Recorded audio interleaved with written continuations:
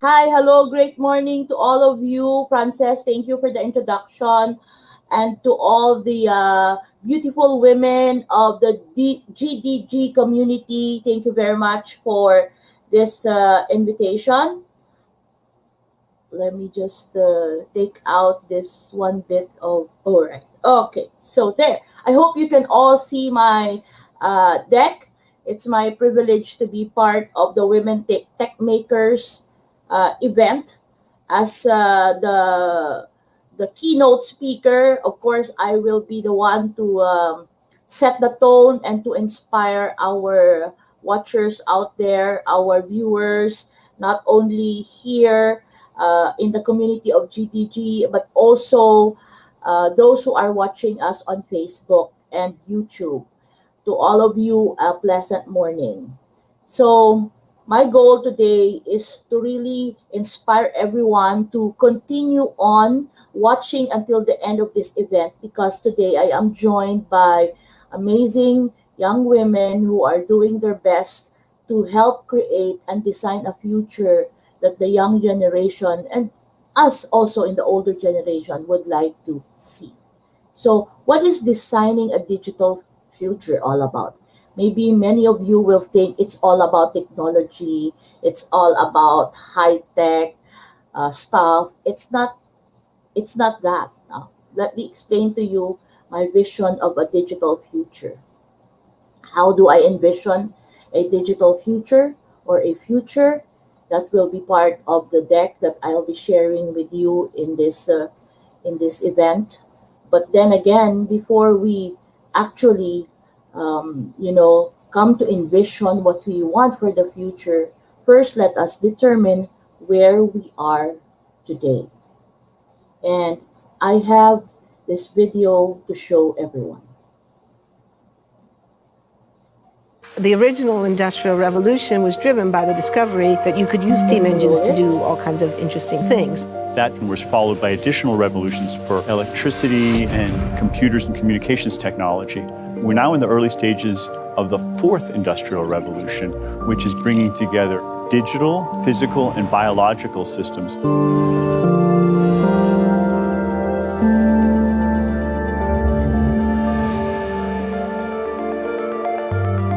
One of the features of this fourth industrial revolution is that it doesn't change what we are doing, but it changes us. We need a different economic model that will allow us to meet the basic needs of every human on the planet, and that will be focused not on growth per se, but on maximizing human well-being. We have energy technologies that can power our civilization, but how do we get it and implement it at the scale we need at a price that people around the world can afford? If we're able to do something to transform cities, to make them more efficient, then the impact can be huge. We can use asset tracking, we can use IT, we can use 3D printing to decouple growth from the resource constraints we have. The question of adding quality to quantity, it's really about a diverse, safe, healthy, and just world with clean air, clean water, clean energy. Together we are fighting to preserve our fragile climate from irreversible damage and devastation of unthinkable proportions. The prediction of 5 million jobs lost by 2020 to technology is serious, but the main question is, how will we define work? How will we share the wealth? How can you have a doctor that really knows a lot about data? How can you have a biologist that knows about medicine? We have to create a space that enables people to think freely, to think divergent thoughts, to think creative thoughts. We really need new education or new training. We're working with a World in Motion in FIRST Robotics, trying to encourage students from third grade all the way up through the end of high school to pursue science, math, and different technologies. It's this ability of digital technology to change outcomes, to truly empower people that can create a more equitable growth. Fourth industrial revolution has the potential to make inequalities visible and to make them less acceptable in the future. I was the first person in the world to be able to voluntarily move my legs while stepping in a robot. The cure will be possible, if enough of the right people have the will to make it happen. We're seeing this incredibly exciting convergence of genome editing, DNA sequencing. Governments have a very important role to play in enabling the safe and effective use of technologies. We need to take responsibility at every level of society to adapt to these technological challenges, which are redefining what it means to be completely embedded in this world. Even though we have everyday problems we have to solve, we have to find a way to lay the foundations for the innovations of tomorrow.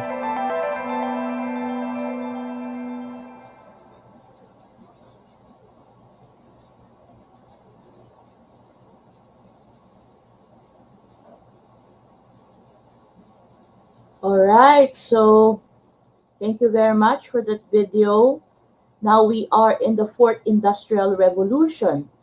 After having passed the stage of the first industrial revolution, where we had steam engines, and the second revolution, industrial revolution, where we had factory lines, and of course the third industrial revolution, where we had the computing age. Now we are in the age of connectivity. But the fourth industrial revolution is more than just technology. It's more than just digital. It's about resilience. We are connected, but that connectivity is not the end, but the means for us to all collaborate and to co-create. It is no longer just about technology. The future is about innovation. It's about much more. It's about data. It's about data analytics.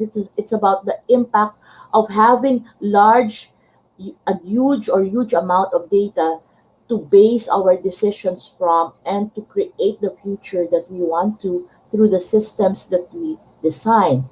It's all about processes, business models, organizational structures. This time we have to disrupt our business models, our organizational structures that we usually have and traditionally have in the past. It's about upskilling, reskilling as we do now, and creating these platforms for learning new skills as what we do now in GDG. We can design the future, but not just any kind of future. I guess everyone will agree with me. It must not be just any kind of future. It must be a healthy, integrated, and sustainable future. So, what do we say when we are connected? And when connectivity is simply not just connectivity, that we are all in the internet, we are online.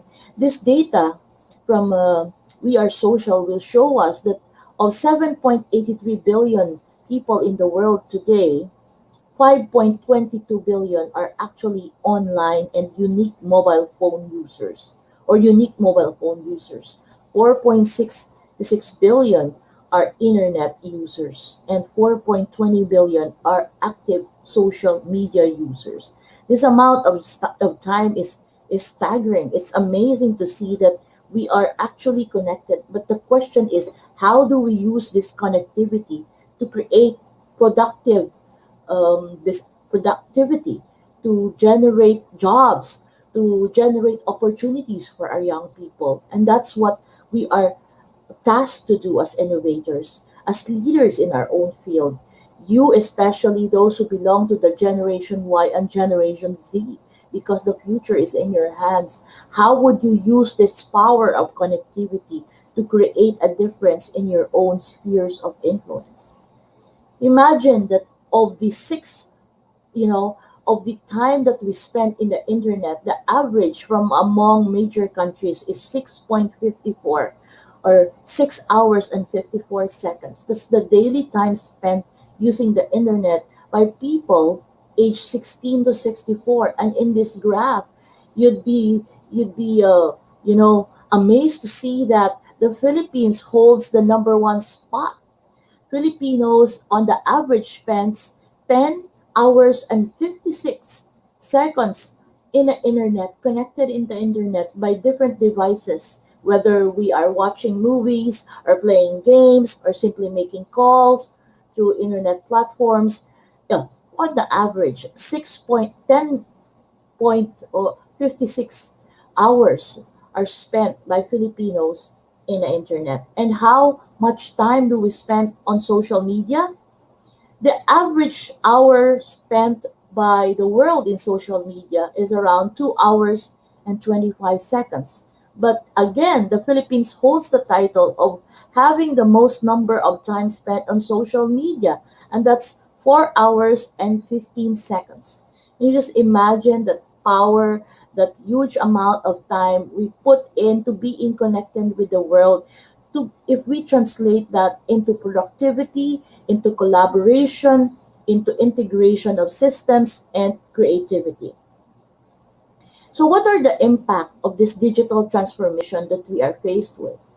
Normally, in a full length lecture session, I would explain digitalization, digital transformation. But in this case, I will make an exception because I know that our community is comprised of people who are already advanced in so far as their digital knowledge is concerned. So I'll jump into explaining how this digital transformation will change our lives and focus on these four key areas. Digital transformation is going to disrupt how we work, how we manage our workplaces, how we do and perform our tasks as workers. Today, we have this work from home concept, which is really thriving because of COVID 19. Business process is also a thing that has been here for the last 2 decades since I started this campaign on ITBPO, where companies look for locations where they can actually maximize their resources by tapping on specific skill sets in that particular country. Consumer behavior is changing. Most of us now, if we have not experienced ordering food online, has been doing that because of this pandemic. Lifestyle is changing. I am talking to you. I know a lot of you are listening out there, but I don't actually see you physically. I am just conducting this talk online. So that's a lifestyle change for many of us. Digitalization, which is an aspect of innovation, is also going to create a lot of things. It will impact a lot of things. I am proud to say that part of my advocacy is really helping and reaching out to startups and MSMEs. And we inspire people to adopt digitalization because this will open a lot of things for them. It will make them do more with less. And there are opportunities for collaboration and partnership, especially with new markets, and of course, a huge amount of customer engagement, which is the essence of digitalization. What are the major technologies? Today, you will be listening to some of them or most of them, but in the digital world, we have big data, we have Internet of Things, we have AI, cloud computing, which is a staple ever since. So we are here with these resources, with this new technology. The question is, how will we use it to our advantage in designing the future? So technology is not just about, our future is not just about technology, as I mentioned. It's also about innovation. And innovation is not simply saying that this thing is new. Innovation is not new. It's adding value. It's adding, benefit, leveraging on technology to improve lives, just like this bag where we used to carry. Now we use just to roll it. So because somebody invented the wheeled bags. So basically, innovation is about value creation. It's no longer what we do. Oftentimes we brag about what we do, but now people and the world is looking at how we do it. Yes, we are all probably doing a lot of things, and many of us are doing the same things, but how we do it is where the innovation can be found. For example, sharing now with you my personal story, we were talking about how governments deliver their services in some 9 years ago, in 2012 to be particular. So when I was president of NICP, we were discussing things with the ILG. How do we encourage government to do things exponentially or differently such that it creates exponential results? It's faster, less corruption. So we said we should help them automate. So how do we do it? We'll give awards for local government units who are doing these things in order to improve their delivery of public services and to engage their private citizens and business stakeholders. So as part of this concept in 2012, where we started the eGov Awards, it ran for 6 years. I handled it for 6 years as chairman. Then finally, the Department of ICT and the Department of Interior and Local Government adopted it, such that today it's called Digital Cities, or 2 years ago it was Digital Cities, and today it's called Digital Governance Awards. So this is something that will show you that innovation is not about just doing things. It's about doing things in a more faster and efficient way. It's also about not necessarily value chains and looking into value chains, but also we're simply creating, or basically creating, innovation ecosystems where everyone will find the role and task to complement one another towards creating and building an innovative future. So one of the stories I'd like to share with you is how I started or designed this module called the multi-stakeholder approach towards ICT jobs and investments.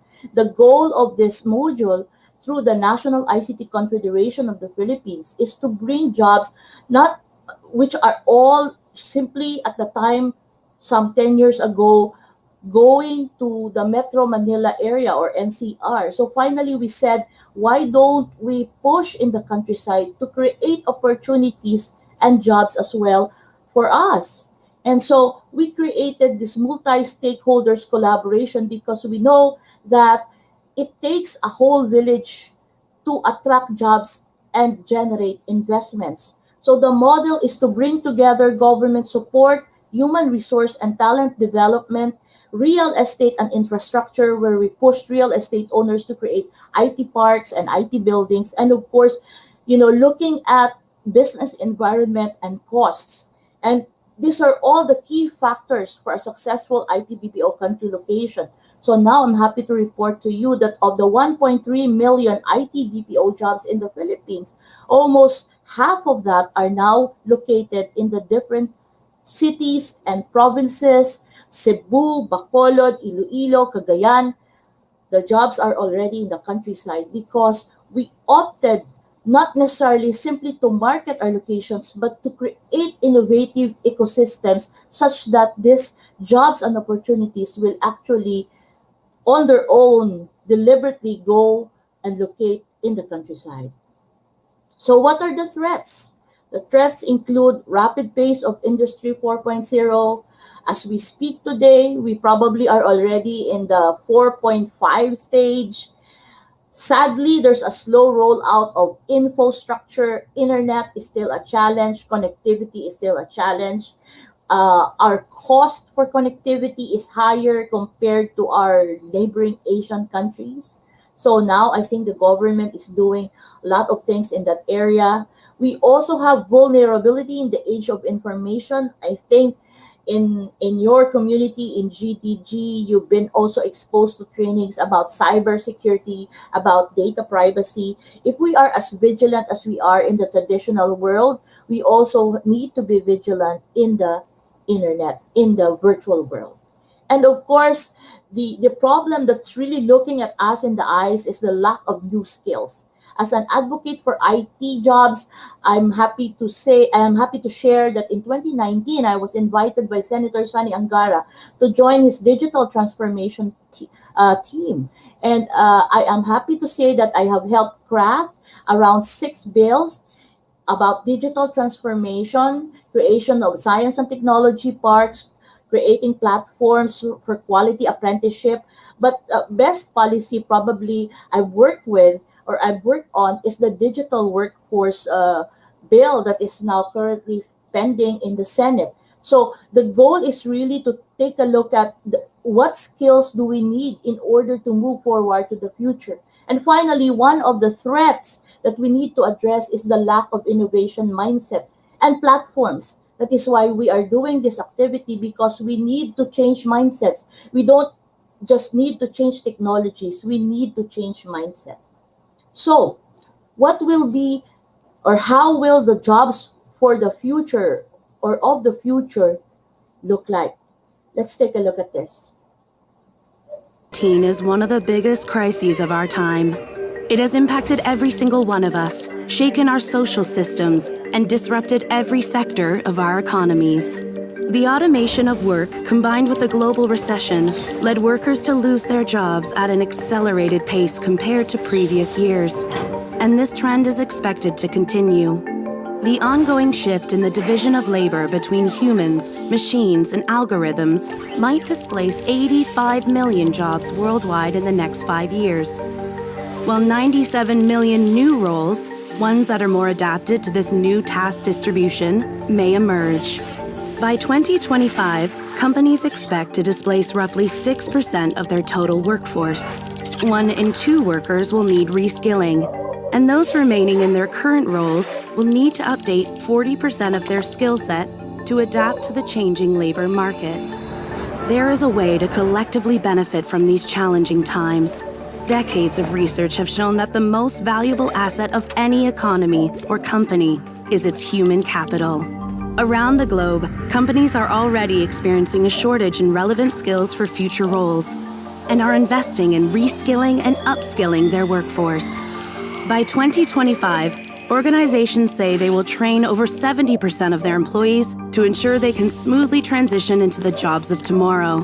These include DevOps engineers, artificial intelligence specialists, digital marketing managers, talent acquisition specialists, and customer success specialists.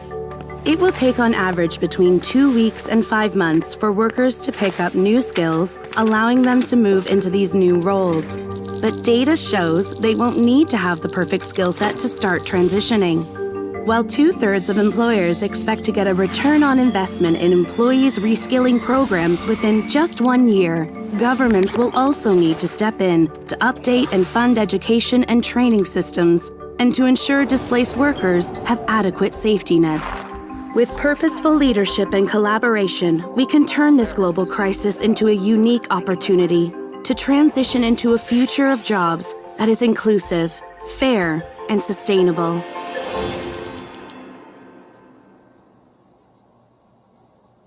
All right, so again, there is that need for purposive leadership, for collaboration. As mentioned in the video, it needs to be a concerted effort amongst all the stakeholders. Government should step up. Private sector should invest more in upskilling. Industry should pay it forward. The educational sector must do their job in upscaling their offerings. It has to be in cadence or in the rhythm that is demanded by the industry today. So what are the skills that we need? In the fourth industrial revolution, we cannot just simply be jack of all trades. Certifications is now very valuable. It's not just about your diploma.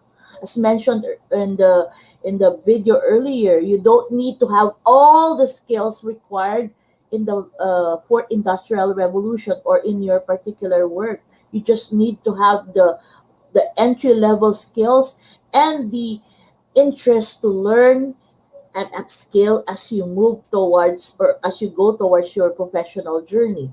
So basic digital skills is very important.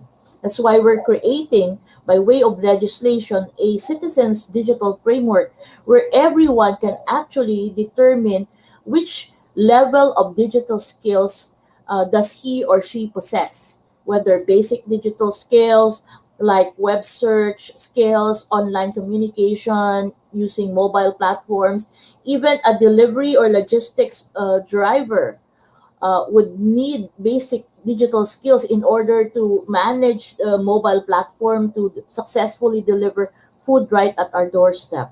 You also have mid-level digital skills. This include graphic design, marketing, desktop publishing, social media management, and other skills that are not necessarily basic and things that you need to be trained for or you should have exposure for in order to reach a certain level.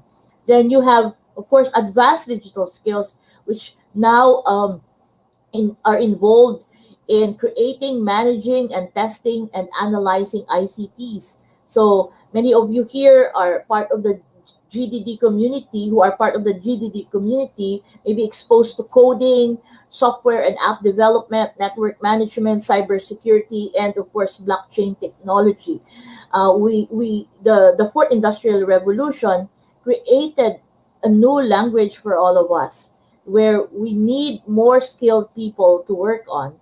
So these are the advanced skills, but on top of all these digital skills, we also need to harness and still enhance, in fact, enhance more our soft skills, which shall work complementary to our technical or digital skills. These are professional skills that will allow us to be collaborative and effective in our workplace in this digital economy.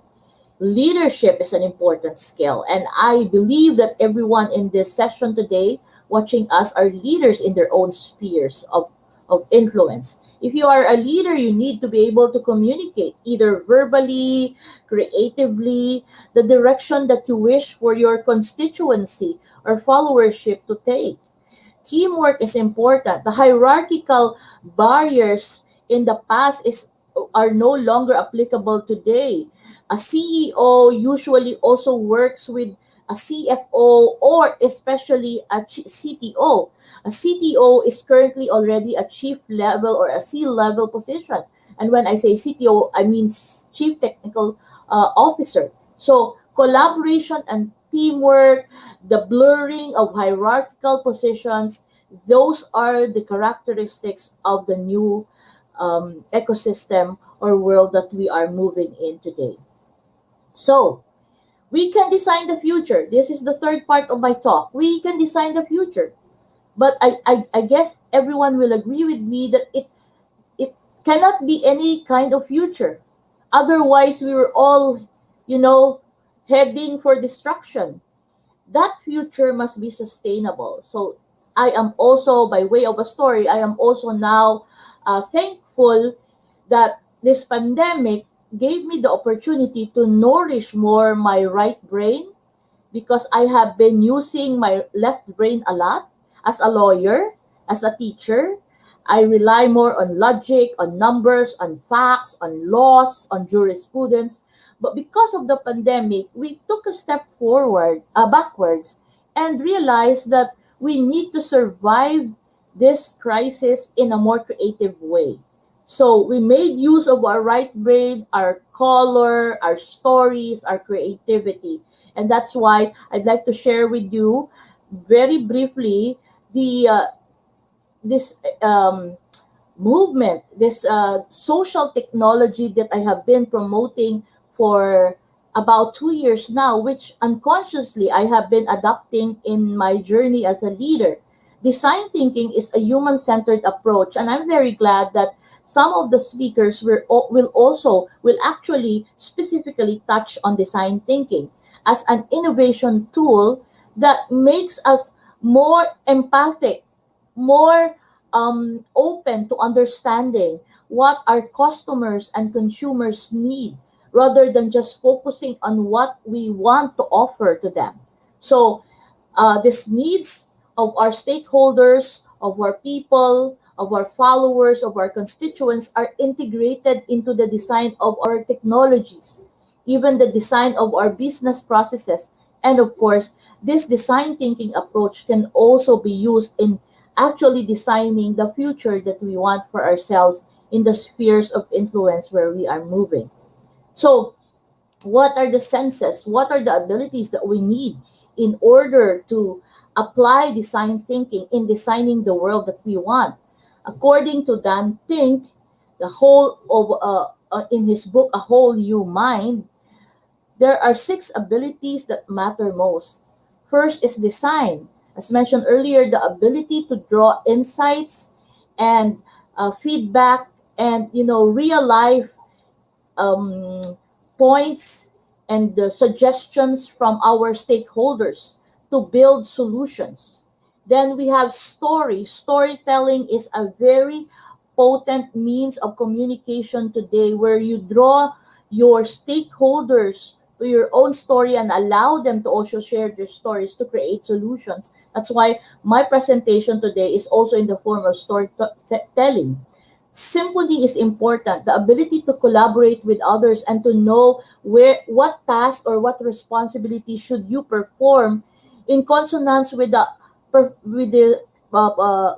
task and responsibilities of other stakeholders, so that you create an orchestrated result, a symphony. Empathy is also very, very important. As a leader, we should step into somebody else's shoes, our our stakeholders' shoes, our consumers' shoes. So we walk their journey and understand what needs to be improved insofar as our products are concerned. Play is important.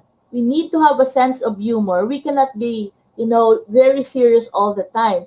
We gamify solutions. We create joyfulness, as described by Dan Pink, in the workplace because of our creativity. Creating solutions is not a boring job. It could also be an opportunity to play. And meaning is important. Why did you, or what is the reason why you woke up today? It's not just part of a mechanical act. There has to be a reason why you want the day to be successful. We live a life of purpose. We live a life of meaning. So if we are able to harness the 6 abilities, then I guess we are ready and equipped to design the future that we want. So now, my last video, may I ask the technical to play, is my personal advocacy of the kind of future that I wish to see. And will be around for many more. In the living world, there's no landfill.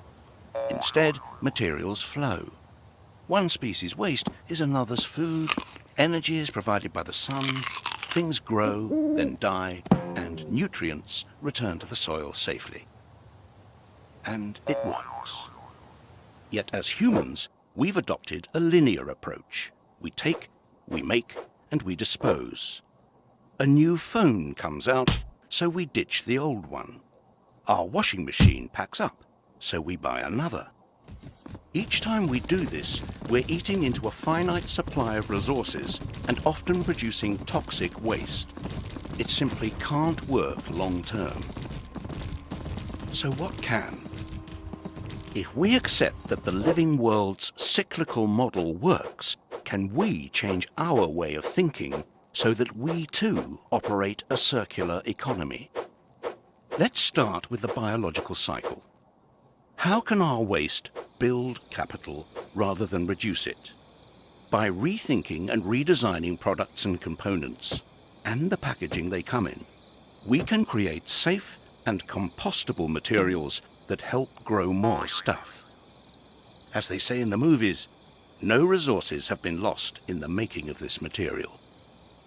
So what about the washing machines, mobile phones, fridges? We know they don't biodegrade. Here, we're talking about another sort of rethink, a way to cycle valuable metals, polymers, and alloys so they maintain their quality and continue to be useful beyond the shelf life of individual products. What if the goods of today became the resources of tomorrow? It makes commercial sense. Instead of the throw away and replace culture we've become used to, we'd adopt a return and renew one, where products and components are designed to be disassembled and regenerated. One solution may be to rethink the way we view ownership. What if we never actually owned our technologies? We simply licensed them from the manufacturers. Now, let's put these two cycles together. Imagine if we could design products to come back to their makers, their technical materials being reused and their biological parts increasing agricultural value. And imagine that these products are made and transported using renewable energy. Here we have a model that builds prosperity long term. And the good news is, there are already companies out there who are beginning to adopt this way of working. But the circular economy isn't about one manufacturer changing one product. It's about all the interconnecting companies that form our infrastructure and economy coming together. It's about energy.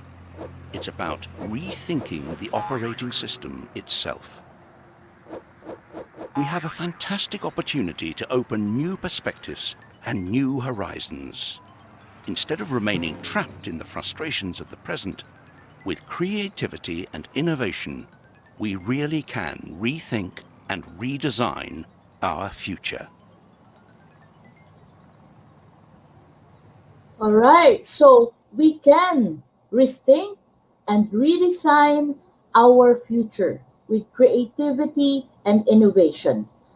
For my part, this is how I help and promote the circular economy advocacy. Last year, about a year ago, or in May of 2020, because of the frustration I felt about the pandemic and the need that I see around me, I started the Bacolod Barter community. And in a span of just several weeks or months, our membership grew. A lot of people felt that the online barter system needed to be revived because of its benefits. But when I conducted the survey,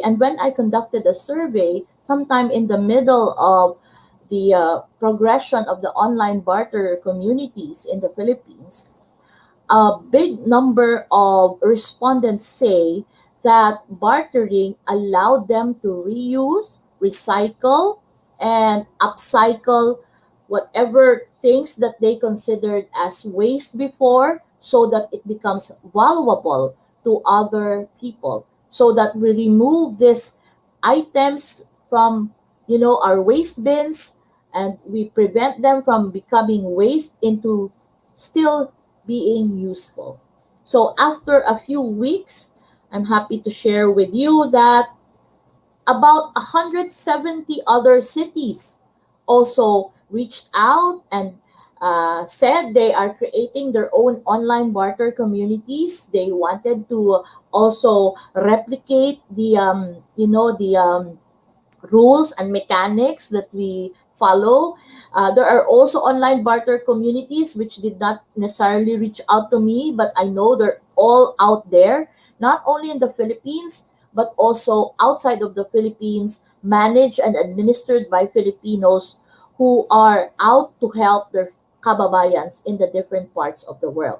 So our motto, aside from helping the circular economy advocacy, is to really spread kindness rather than the virus. It's actually a solidarity to spread kindness through bartering. And today, I guess many of you might have heard that and might have even actually already experienced bartering in your own local communities. So, since this is my story, again, how do I envision the future? I guess you will ask that. So let me share with you how my future will look like. It's a future where environment and natural resources like trees, animals, the seas, solar energy is harnessed and connected to human beings. As human beings, we cannot separate ourselves from our environment.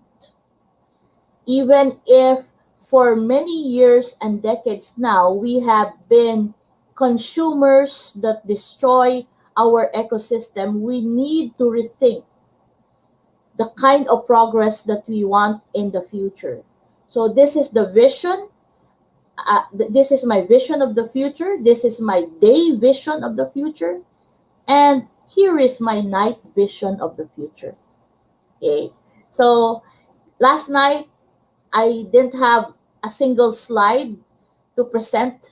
And so I said, how should I start my talk today? I said, maybe I'll draw something. And this is what I have came up with. My vision of a daytime world and my vision of a nighttime world. Finally, I leave you with this inspiration as women, as young girls. Last March 8th, during the celebration of the International Women's Month, I created this visualized poem, which, describes and gives advice and value to women. To all the women members of GDG, I inspire you to know your worth because every one of us has a role to play, has a value in our community. O, wearing my legal hat, nobody owns you. Technically, legally, except that we all belong to our maker. And then M, make your mark. No matter how small or big, no one can tell you. Just make your mark in this world.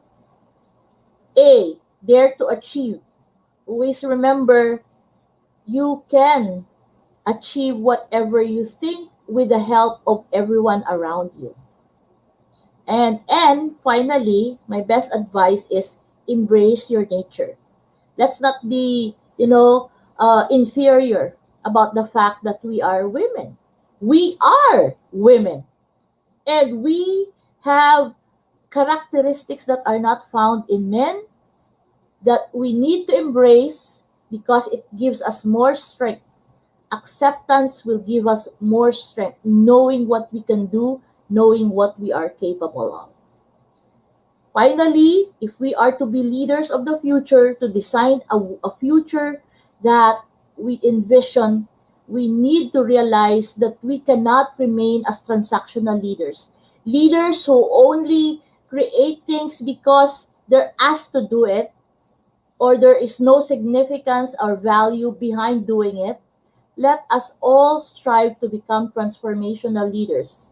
Transformational leaders are those who, by their acts, influence, decisions, and ideas, sometimes or oftentimes, unknowingly, even unconsciously, help transform the society into a better society than before. Thank you very much for attention. I've shared my story. So will other amazing tech makers today share their story? Please listen to them. I know you'll gain a lot of insights from them. And please share your story too. The future is exciting because we can design it. There's a lot of opportunities to be part of this new future. As GDG Tech Makers slogan today says, let's have the courage to create. We have and should have the courage to create because I fervently believe that there is divine wisdom that is guiding us all to create this future. You can reach out to me through my handles and also follow me on my URL and my Facebook page. Adamo, salamat, maayong aga sa tanan.